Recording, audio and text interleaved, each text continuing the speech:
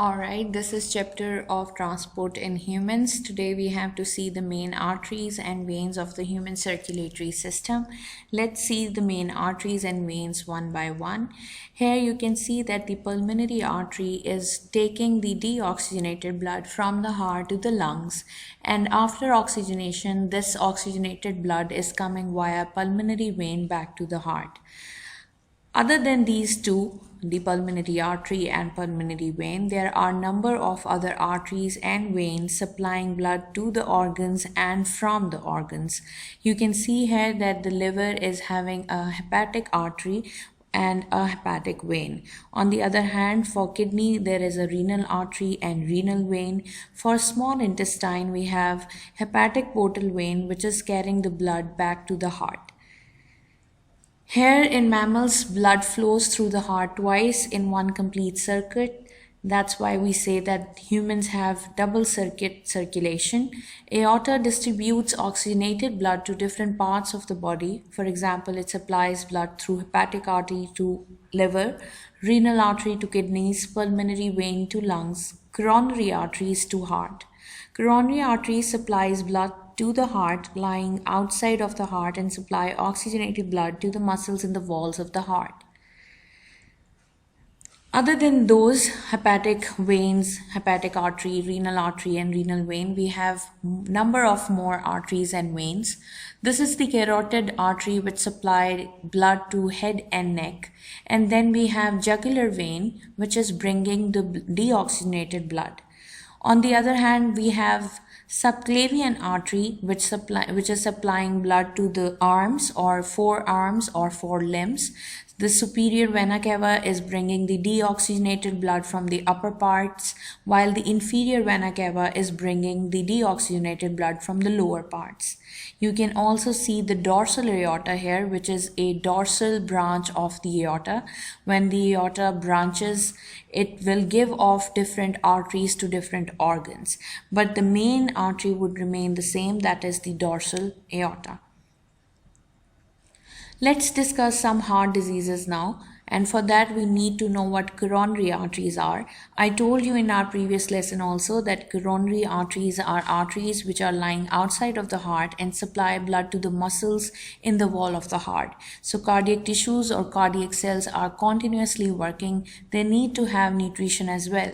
For that, they should have a supply of oxygenated nutrient-rich blood that would be brought to the heart through the heart, but from the coronary arteries. You can see these arteries are branching on the surface of the heart and are supplying continuous blood which is rich in nutrients and oxygen. So what happens in different diseases is that when a person is eating a lot of fats or cholesterol containing food, that cholesterol forms a deposition on the walls of the coronary arteries, which will decrease the lumen or diameter of the coronary artery.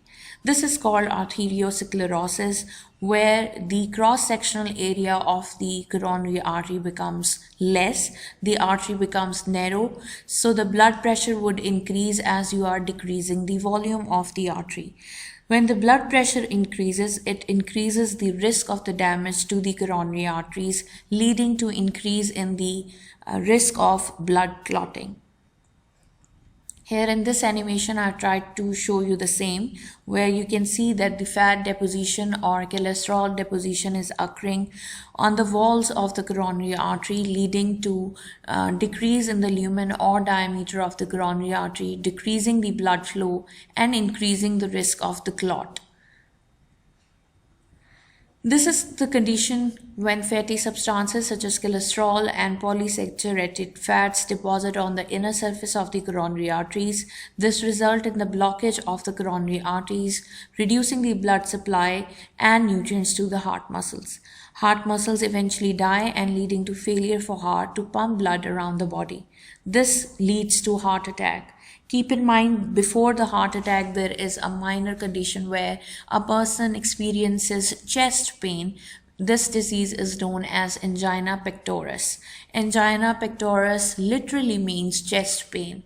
What happens in that is that the blood supply towards the heart is reduced, which will increase the strain on the heart. The heart would have to pump forcefully to bring the blood to the heart and to the rest of the body parts so that the blood can reach efficiently to each and every tissue or every cell of the body. And whenever the person will do any physical exertion, this load will increase, leading to pain in the chest and mostly in the left arm or at the back. This is again showing you what happens during arteriosclerosis. You can see that the fat deposition is occurring here, leading to narrowing down of the coronary artery. It also increases the blood pressure, which increases the risk of damage to the coronary arteries. When the coronary artery gets damaged, the blood clotting process starts, which lead to a blood clot formation in the coronary artery. This formation of the blood clot is known as thrombosis. So what is the effect of tobacco smoke on the heart activity? We know that tobacco smoke consists of three major components. One is nicotine, carbon monoxide, and the last one is tar. So the effect of nicotine is to increase the blood pressure and the risk of blood clotting in the coronary artery, while carbon monoxide increase the risk of fat depositions, which lead to arteriosclerosis.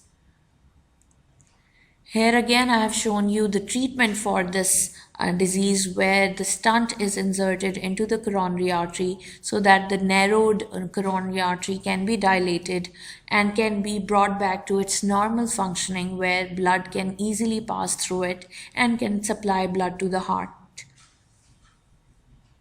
This stent is actually a spring-like structure which is inserted through a catheter, and this stent is there throughout the life of the patient, which enables the coronary artery to supply efficient blood to the heart. Arteriosclerosis and coronary heart diseases can be caused by a diet which is rich in cholesterol and saturated animal fats. It can be due to emotional stress and smoking. And it can be prevented through adopting a healthy diet with little saturated fats, proper stress management, avoiding smoking, and acquiring regular exercise in our daily lives.